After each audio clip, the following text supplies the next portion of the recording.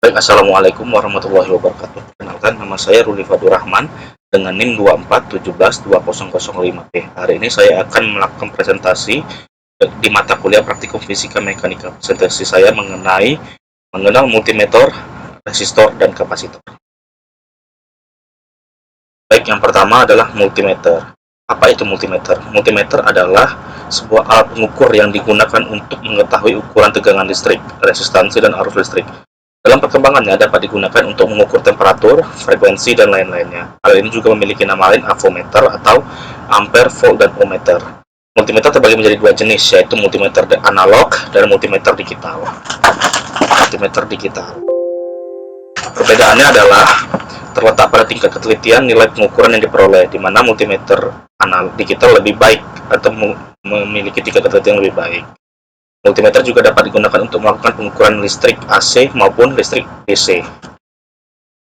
Baik, untuk multimeter analog sendiri itu memiliki ciri-ciri berupa tampilan jarum jam atau analog yang masih menggunakan jarum, dilengkapi dengan ring-ring angka hasil ukur. Dengan demikian perhitungannya secara manual, sehingga kita membutuhkan ketelitian terutama saat menentukan tegangan atau voltase yang cukup tinggi. Selain itu juga akurasinya lebih rendah dibandingkan dengan multimeter digital.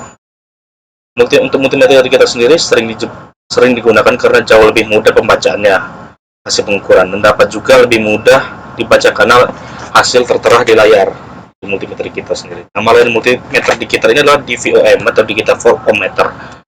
Selain itu, alat ini dapat mengukur tegangan, hambatan, arus listrik, dan alat ukurnya juga dapat digunakan untuk pengukuran HFE transistor yang ada pada tipe-tipe tertentu saja. Fungsi multimeter sendiri pertama itu mengukur arus listrik, di mana fungsinya itu untuk mengukur arus listrik atau ampere.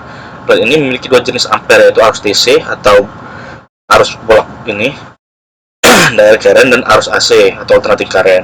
Tujuannya itu memperkecil serta menghindari kerusakan yang mungkin terjadi. Oleh sebab itu kita lakukan pengukuran arus listrik secara terukur dengan baik. Yang kedua itu mengukur hambatan listrik atau resistor atau resistansi untuk mengukur resistor, teman-teman. Ini adalah contoh resistor, teman-teman. Bisa dilihat. Baik, yang berikutnya itu adalah fungsinya untuk mengukur tegangan listrik. Mau mengukur voltase atau tegangan, baik arus searah maupun arus bolak-balik. Yang kedua adalah fungsi HFE untuk mengukur tipe transistor, itu bertipe PNP atau NPN. Yang berikutnya lagi adalah mengukur nilai kapasitansi atau mengukur nilai dari kapasitor. Ini adalah contoh kapasitor, teman-teman. Dan yang berikutnya adalah mengukur frekuensi atau hertz dari sinyal dari tegangan yang ada. Setelah itu ini adalah bagian-bagian dari multimeter, di mana seperti yang tertera di gambar kita memiliki bagian jarum, skala, skrup untuk mengatur atau mengkalibrasi posisi dari jarum ukurnya, yang adalah pengatur 0 ohm itu juga berfungsi untuk mengatur posisi atau mengkalibrasi posisi dari jarum multimeter tersebut. Ring, yang berikutnya adalah ring selector, yang kedua ada kutub negatif dan kutub positif, serta ada dua buah probe atau test probe, di mana yang hitam adalah negatif probe dan yang merah adalah positif probe. Ini seperti ini probe, teman-teman. Baik, setelah itu bagaimana cara menggunakan multimeter? Yang pertama adalah perhatikan jarum penunjuk atau skalanya. Yang kedua itu perhatikan knopnya. Kita harus memutar knop sesuai dengan posisi yang ingin kita ukur, teman-teman. Di sini tertera beberapa jenis, ada volt, ada ohm, resistansi, dan kapasitor. Nanti kita pilih mau diukur kemana. Yang kedua, kita lakukan tentukan lubang atau posisi probe yang akan digunakan, karena di multimeter tersebut terdapat beberapa probe untuk lubang probe, ya teman-teman, dimana yang hitam adalah negatif atau COM-nya, dan yang merah ini berada di beberapa posisi, teman-teman. Ada ohm, ada untuk pengukuran ampere. Setelah itu, pastikan bahwa multimeter kita memiliki baterai yang baik dan kondisi full. Baik, yang berikutnya itu untuk melakukan pengukuran tegangan DC. Dari multimeter ini kita posisikan, kita putar knob kita itu ke pilihan volt DC, teman-teman, sini. Lalu kita melanjutkan dengan pengukuran dari probe-nya ke alat yang ingin kita ukur atau volt DC power supply, di mana yang positif, yang probe merah ini akan mengarah ke posisi positif, dan probe hitam akan mengarah ke posisi negatif dari alat yang akan kita ukur. Baik untuk tegangan AC sendiri seperti berikutnya itu, selain full DC kita juga bisa mengukur full AC teman-teman, atau selektor kepada selektor full AC. Lalu karena ini adalah arus bolak-balik dan tidak memiliki kutub ya, negatif atau positif, sehingga kita bisa melakukan pengukuran probe ini bolak-balik atau tidak ada polaritasnya teman-teman. Namun nanti hasilnya akan menjadi negatif jika polaritasnya terbalik teman-teman. Tapi bisa kita gunakan secara bolak-balik probe, tidak ada polaritas. Baik, untuk mengukur arus sendiri, alat kita ini sebenarnya multimeter bisa juga digunakan untuk mengukur arus. Namun kita harus memutus beban kita, sehingga kita harus jadi tegangan itu harus kita putus, dan salah satu kabelnya itu akan kita sambungkan ke probe positif dan probe negatif, sehingga arus yang diukur akan melewati multimeter kita ini. Jadi jika ada kabel satu yang kita putus di sini, akan mengalir melalui multimeter dan akan dikeluarkan di sini, sehingga datanya akan tampil di layar multimeter kita teman-teman.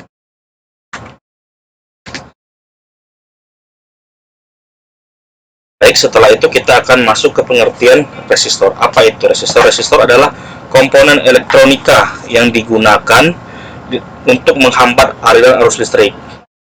Ini contoh resistor teman-teman, di mana resistor ini memiliki dua terminal yang terhubung dalam sirkuit listrik dan memiliki nilai resistansi atau hambatan tertentu dalam setiap aliran listriknya. Resistansi inilah yang digunakan untuk mengendalikan arus listrik dalam sirkuit atau mengatur tegangan yang diberikan kepada komponen lainnya, atau menghambat tegangan yang akan diberikan ke komponen lainnya teman-teman. Resistor bekerja dengan prinsip Ohm law, yaitu hubungan antar tegangan, arus, dan resistansi dalam sebuah sirkuit. Resistansi ditentukan oleh bahan yang digunakan dalam resistor, serta ukuran dan bentuk fisiknya. Resistor dapat digunakan sebagai berbagai aplikasi, seperti mengatur kecerahan lampu, melindungi komponen dari arus yang terlalu tinggi, dan memberikan nilai tertentu pada komponen seperti transistor dan kapasitor dalam rangkaian elektronik. Ini adalah simbol-simbol resistor, di mana yang bisa kita lihat di sana ada fixed value resistor atau resistor dengan nilai tetap. Potentiometer adalah resistor yang memiliki nilai atau variabel resistor yang nilainya bisa kita atur tegangannya, ampere ohmnya.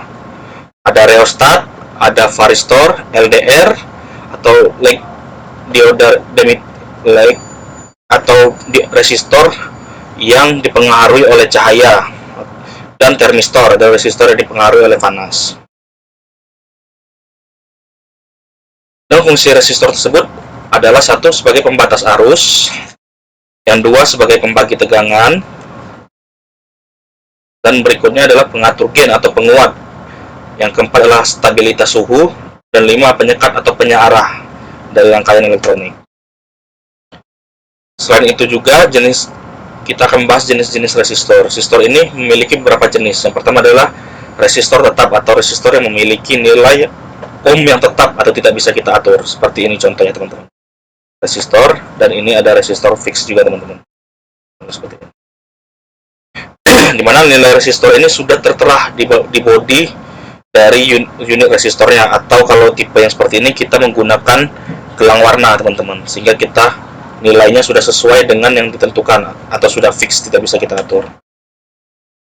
Yang kedua adalah variabel resistor atau varistor, kita sebut. Varistor itu contohnya ini potentiometer merupakan varistor atau resistor yang bisa kita atur atau atur bebannya dari nilai 0 hingga ke sesuai maksimal yang tertera pada body potensio tersebut. Jadi posisinya bisa di 0 dan bisa sampai dengan maksimal nilai yang tertera pada fisik resistor tersebut.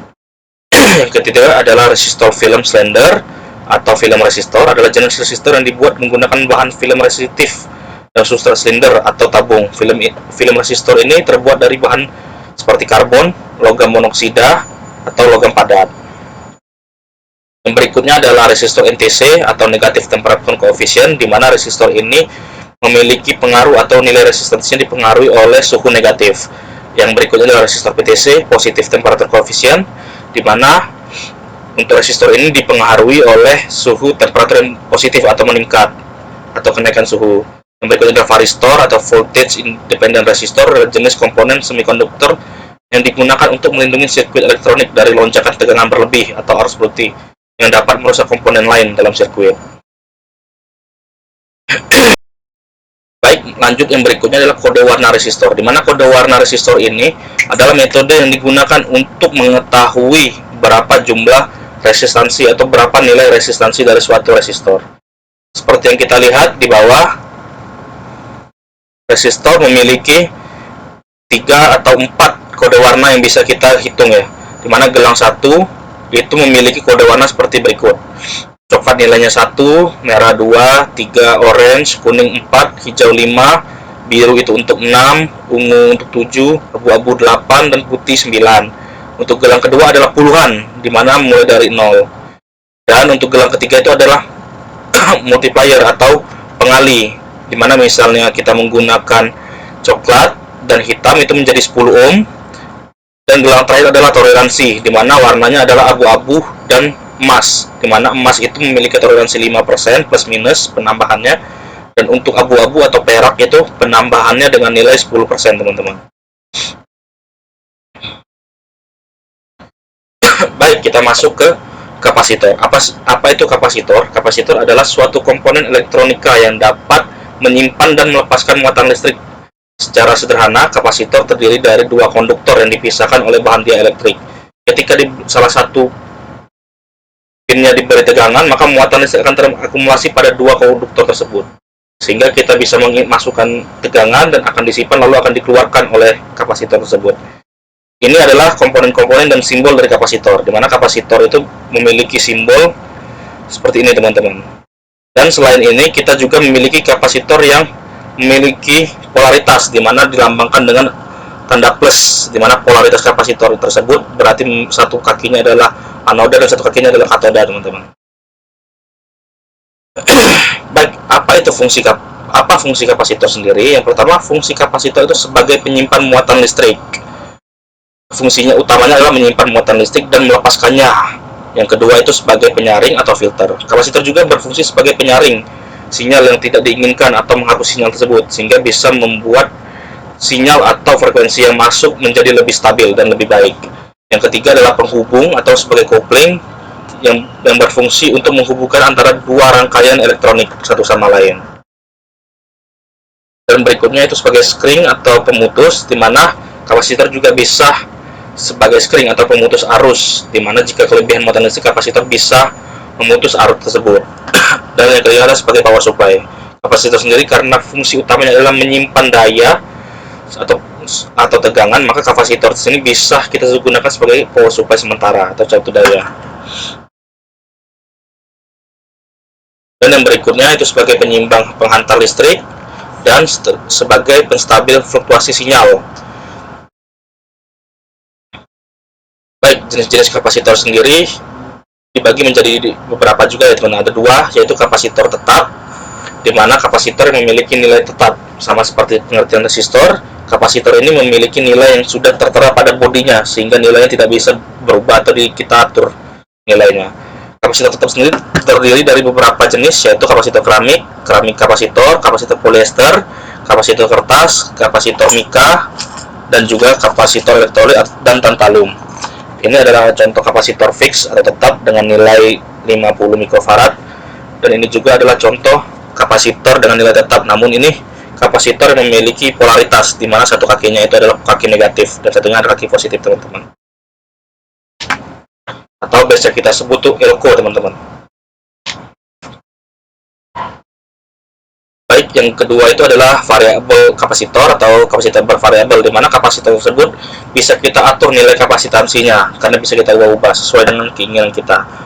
Yang pertama itu ada 2 jenis ya kapasitor yang berada di pasaran atau kapasitor variabel yang berada di pasaran. Yang pertama trimmer dan satu parco atau variabel kondensator. Untuk saat ini saya tidak memiliki kapasitor yang bisa diatur atau kapasitor variabel.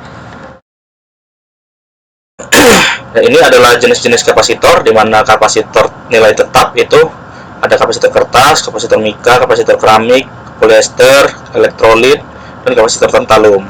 Ini simbol kapasitor yang tidak memiliki polaritas, dan ini adalah kapasitor yang memiliki polaritas, teman-teman. Ada tanda positifnya, sehingga kita tidak bisa terbalik untuk menginstal kapasitor ini, karena ada satu posisinya kakinya katoda dan satunya anoda. Yang berikutnya adalah kapasitor variabel. Ini adalah trimmer, Ini simbolnya teman-teman, dan ini Varco dengan simbolnya juga teman-teman. Baik, seperti yang saya jelaskan tadi, ada kapasitor yang memiliki polaritas dan kapasitor yang tidak memiliki polaritas. Untuk kapasitor yang memiliki polaritas seperti ini contohnya,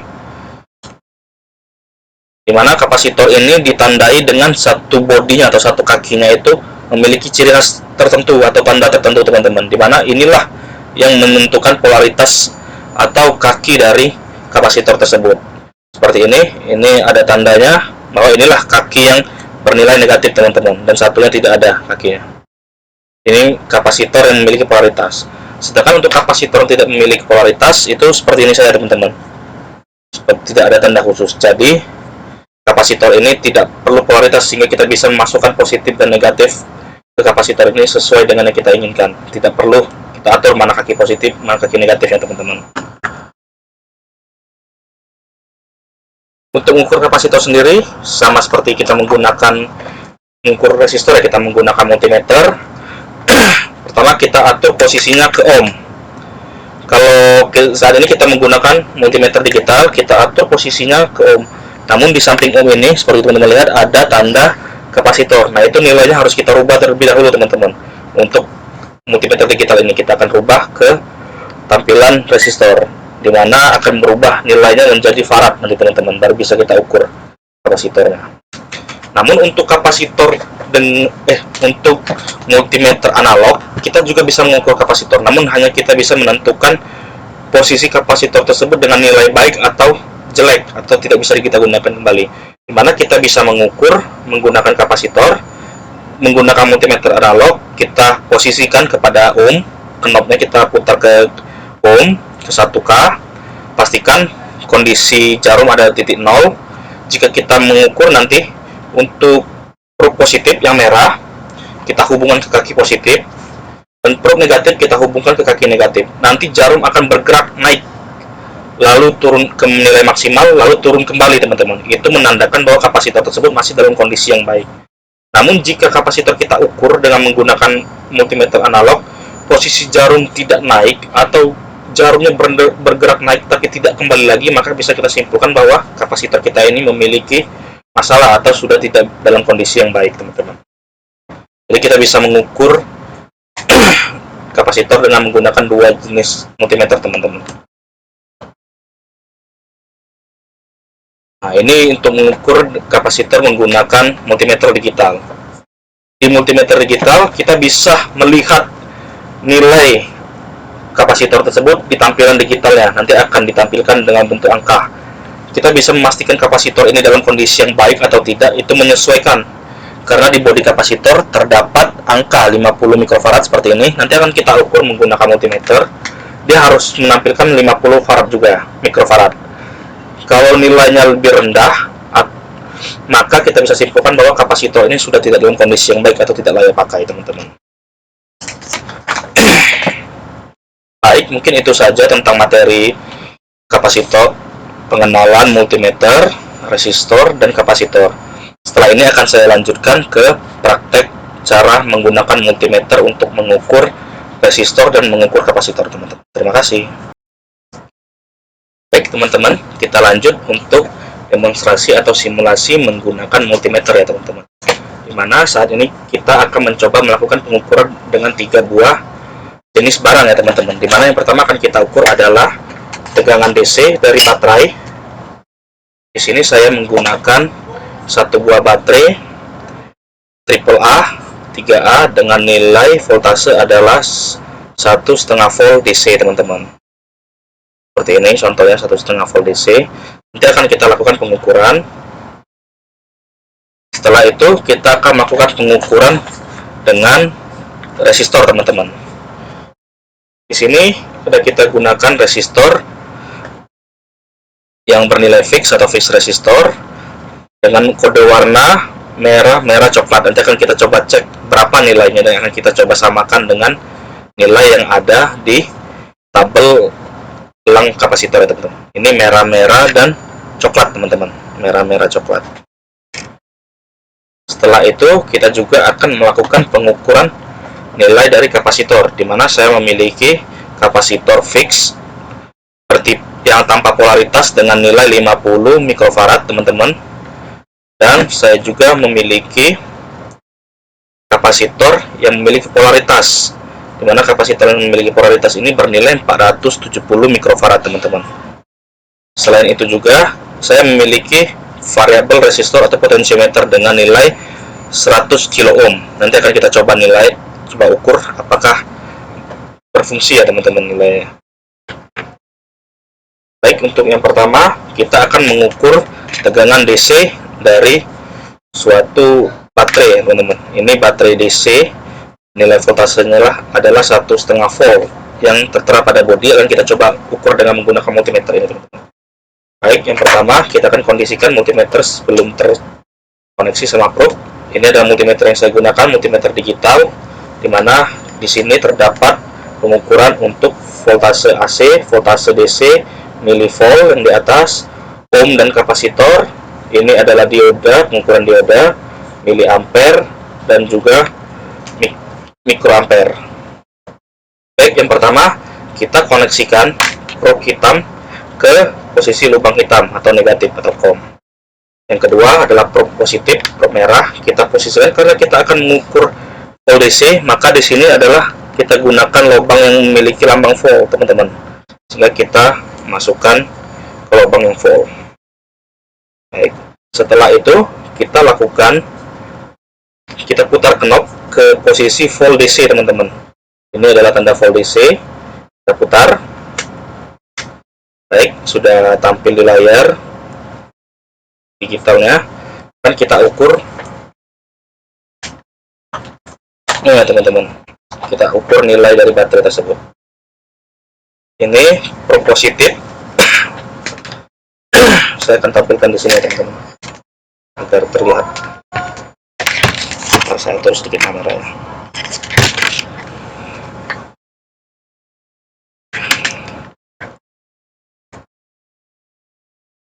Saya masukkan sini aja, teman-teman, biar terlihat nilainya. Oke, satu kaki di positif negatif, teman-teman, satu kakinya di positif.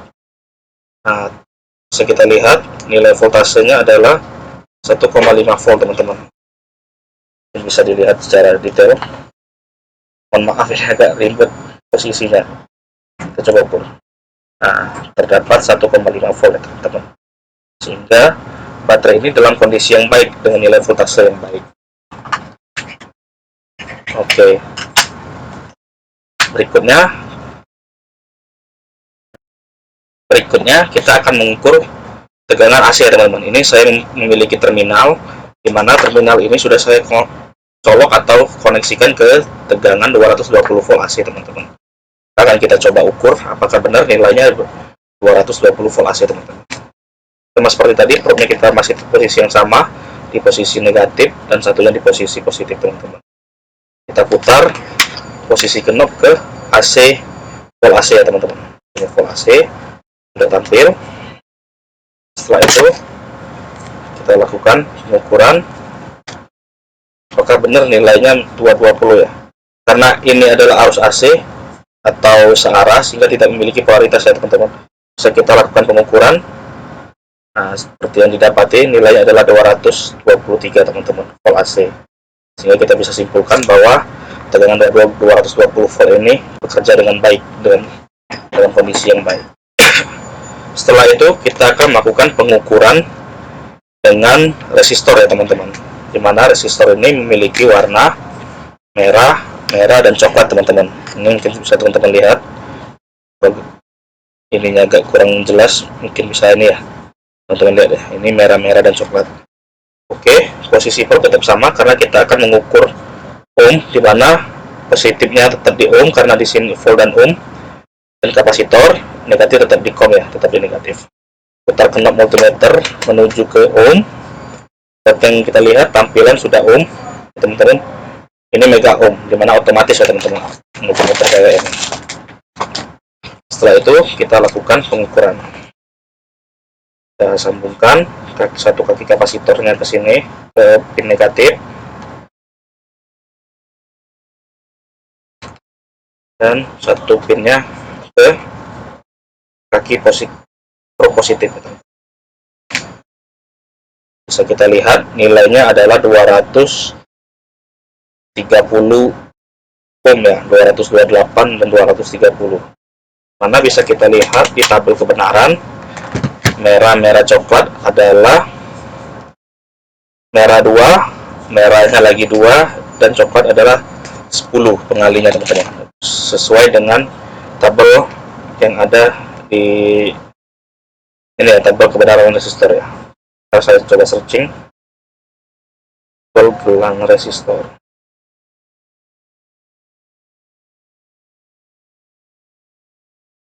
Lambat teman-teman.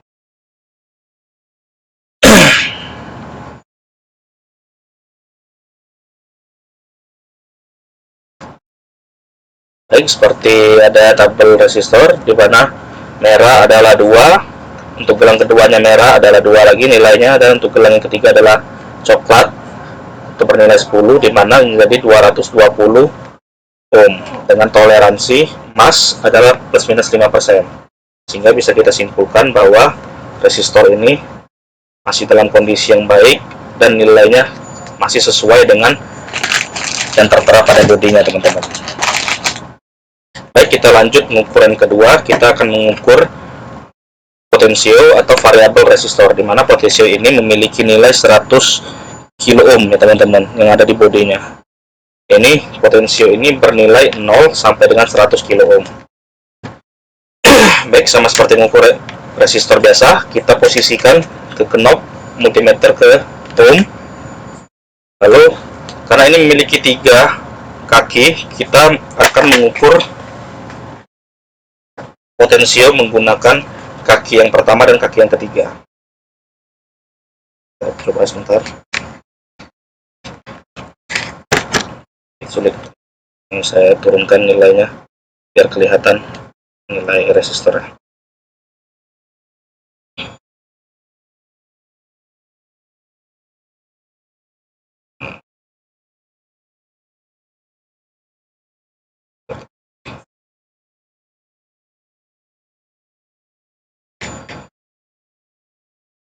Oke.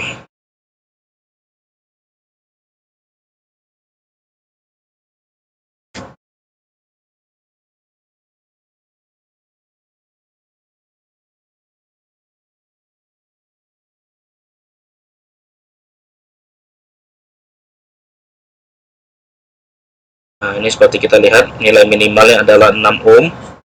Sehingga kita coba putar, naik menjadi 22 ohm, naik lagi menjadi 45 kilo ohm, terus sampai ke maksimal kita putar di 104 kilo ohm. Sehingga potensio ini bisa kita simpulkan potensio ini masih memiliki nilai yang baik teman-teman, dan bisa kita gunakan, masih sesuai dengan bodi yang tertera teman-teman.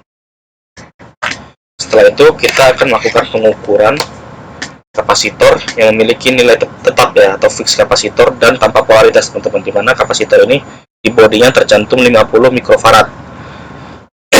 Baik, seperti tadi kita akan coba ini untuk multimeternya. Karena multimeter digital saya ini posisi kapasitor adalah di second handnya dari resistor, maka nanti akan ke knob ini, ke knob multimeter kita putar menuju ke ohm. Lalu untuk memindahkan dari ohm menuju kapasitor atau kapasitansi atau farad, kita perlu memencet satu tombol, yaitu ini, karena akan merubah nilainya dari ohm menuju ke farad teman-teman. Ini ya, berarti ini sudah bisa kita gunakan untuk mengukur kapasitor. Posisi probe tetap sama karena kita di sini di multimeter saya itu probe positif itu bisa digunakan untuk mengukur volt, ohm, dan juga farad ya, atau kapasitor teman-teman. Baik, kita letak. Baik, ini posisinya sudah di kapasitor atau kapasitansi nilai di multimeter ya teman-teman. Di sini saya menggunakan satu buah kapasitor bernilai fix tanpa polaritas dengan nilai kapasitansi adalah 50 mikrofarad teman-teman. Oke, akan kita coba ukur ya teman-teman. Kaki positif, kaki negatif probe, kaki kapasitor 1 dan positifnya kaki kapasitor 2. Di mana nilai yang tertera adalah 50 mikrofarad sesuai dengan bodi yang tertera pada kapasitor ini. Sehingga kita balik, karena tidak memiliki polaritas, nilainya bisa terbaca teman-teman, masih 50 mikrofarad. Sehingga bisa kita simpulkan bahwa kapasitor ini nilainya masih sesuai dengan yang ada di body atau yang tertera pada nameplate-nya teman-teman, sehingga kita bisa simpulkan bahwa kapasitor ini masih layak dan bagus untuk digunakan. Selain itu, saya juga memiliki kapasitor dengan nilai 40 mikrofarad teman-teman. Ini juga kapasitor tanpa polaritas. Akan kita coba ukur ya teman-teman. Kaki di probe negatif, satunya di probe positif. Nah, nilai yang tertera adalah 40 mikrofarad. Kita coba balik. Nah, nilai tertera masih 40 mikrofarad. Kalau dapat kita simpulkan bahwa kapasitor ini masih memiliki nilai yang baik dan masih layak untuk kita gunakan. Selain itu, teman-teman, saya juga memiliki kapasitor elko atau kapasitor yang memiliki polaritas, di mana ditandai dengan salah satu kakinya itu memiliki ciri khusus seperti ini. Di bodinya ada tanda putih. Nah, di mana kaki yang bertanda khusus ini, kaki putih yang bertanda putih ini adalah kaki negatif dari kapasitor ini, dan satunya adalah kaki positif. Dimana kapasitor ini juga merupakan fixed kapasitor atau kapasitor bernilai tetap yang memiliki nilai 470 mikrofarad teman-teman. Baik, akan kita coba ukur multimeternya. Karena ini memiliki polaritas, maka kaki kapasitor itu yang negatif atau yang bertanda khusus akan kita letakkan di probe negatif, dan kaki positif akan kita coba letakkan di probe positif. Nah, nilai yang tertera itu adalah 480 mikrofarad, sehingga kita bisa simpulkan bahwa kapasitor ini masih bagus dan masih sesuai dengan nameplate-nya, sehingga layak untuk kita gunakan. Baik, selain itu juga teman-teman, saya di sini memiliki kapasitor juga yang memiliki polaritas, masih kapasitor fix dengan nilai kapasitansi adalah 4400 mikrofarad. Seperti kapasitor yang ada polaritasnya, kaki yang bertanda khusus seperti ini adalah kaki negatif ya teman-teman. Sehingga coba kita ukur, nilainya adalah 4400 mikrofarad teman-teman. Kita coba ukur. Nah, di sini kita lihat nilai kapasitor itu hanya 4000 mikrofarad teman-teman. Jauh dari nameplate yang ada, yaitu 4400. Bisa kita simpulkan bahwa kapasitor ini sudah memiliki nilai kapasitansi di bawah dari nameplate-nya, sehingga kapasitor ini sudah tidak layak untuk digunakan. Atau bisa kita anggap kapasitor ini jelek lah nilai ininya, teman-teman, sehingga tidak layak untuk digunakan. Mungkin itu saja untuk simulasi cara penggunaan multimeter digital dari saya, cara melakukan pengukuran voltase DC dari baterai, cara melakukan pengukuran voltase AC yang kita gunakan di rumah-rumah atau listrik kita gunakan di rumah-rumah teman-teman. Selain itu, tadi kita melakukan pengukuran multimeter bernilai fix, dan juga kita melakukan pengukuran multimeter variabel maksud saya resistor bernilai fix, dan juga melakukan pengukuran variabel resistor atau variabel yang bernilai yang bisa kita atur-atur. Di dalam kasus ini kita menggunakan potentiometer. Setelah itu juga kita melakukan pengukuran dengan kapasitor fix tanpa polaritas, dua buah, 50 mikro dan 40 mikrofarad. Dan juga tadi kita melakukan pengukuran ya teman-teman menggunakan kapasitor yang memiliki kapasitor fix yang memiliki polaritas atau bertanda khusus seperti ini teman-teman. Itu saja simulasi dan praktek saya hari ini. Sekian, wassalamualaikum warahmatullahi wabarakatuh.